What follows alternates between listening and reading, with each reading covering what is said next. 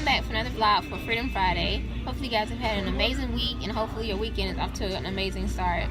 So I am excited about the weekend. You know, I'm actually in North Carolina visiting family, but I am still working, which is not okay with me because that's not exactly what I plan to do.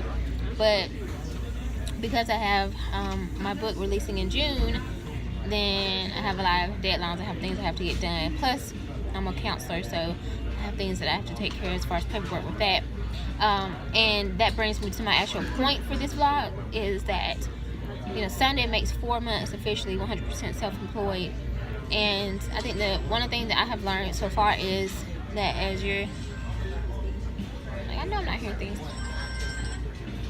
You know, being self-employed requires us to be very flexible. We have to stay flexible because things don't always work on our timeline, unfortunately. Or fortunately, it just depends on the situation, I guess. But, you know, even when it comes to getting paid, like invoices and stuff. For example, this week, you know, I submitted an invoice, and I was supposed to be paid. I earned over $2,600 for this past week. And because one of the forms was left off that had the signatures on it, they actually deducted about $1,300 off of it, almost $1,400. Luckily, this week was more like, you know, most of that, like literally over $2,000 of that was going to go towards savings. So it wasn't like I actually needed it, like for bills or, you know, any business expenses or anything like that. It was just more, like I said, it goes towards savings. However, the issue is that I am working with my lenders they're using the bank statement mortgage for me, because I have 2 years of having a business for 2 years, but I wasn't working in my business. Oh, my nails are growing, like, they look really good. See my nails? These are my natural nails. This is progress, y'all. I have anxiety, so I always bite my nails. I feel so good about that. Wow, let's get a camera too. I'm gonna paint them. Oh, I'm sorry. But yeah, so yeah, I'm working on a bank statement mortgage, and so, you know, I needed that income to process in April, you know, to reflect income I earned in April. However, now it'll be reflected for, it'll be reflected for May. I don't really need it for May because May has 5 weeks in it. It has 5 Fridays, which is the day my invoices are paid out.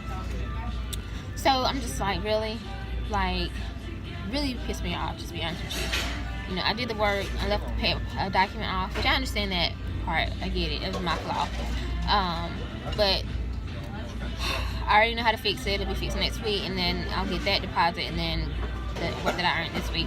I think I might go a little bit lighter on myself this month for May, because I'll be working on a lot of my book stuff, because obviously my book is launching or released in June, so I have a lot of stuff to do in May.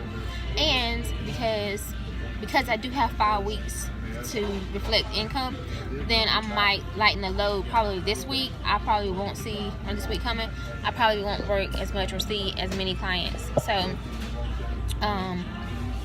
that's probably how that's gonna look. So again, the important thing is just understanding that we have to be flexible with ourselves and with other people sometimes, you know, and not be so rigid, because if we're rigid, you know, for me, I did have thoughts this week. I was like, you know what, I could just go work at a regular job, and I don't have to worry about this stuff. So I was like, at that point, like really frustrated about it. And also, I had let someone borrow some money, and they didn't pay it back this month. So that was another income or money that was supposed to be reflected in April.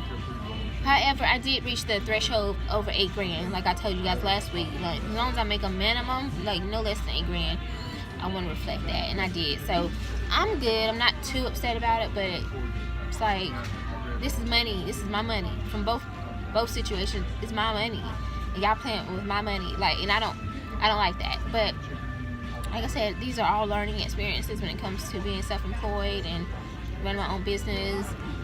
And just understanding that everything doesn't go right, and that's why it's important to have savings, having business reserves and all that stuff. So, you know, everything, it's a learning process. I'm almost 4 months in a couple days will be 4 months. Yeah, 4 months, and I feel like I've learned so much already, and I'm grateful. I don't ever want to go back and work for anybody, you know. And so I'm willing to take the lessons and learn from them and just continue to grow. And again, at the end of the day, I know what my goals are for the year. I know what my goals are for next year. I want to continue to grow my brand, continue to grow my business, continue to offer great services, which won't be as much direct care stuff, but more teaching people, educating people, and of course being an author. And I'm just so excited, and a filmmaker, a producer, and I'm looking more into becoming a consulting producer. So if you guys have any information on that, please send it to me. I'm doing my research. I'm based in Atlanta now. I'm in Charlotte right now, but I'm based in Atlanta. So send me information if you know anything about producers who consult, a consulting producer. Please send me information. I'm excited to get into that field. Like that's where I want to be, you know. And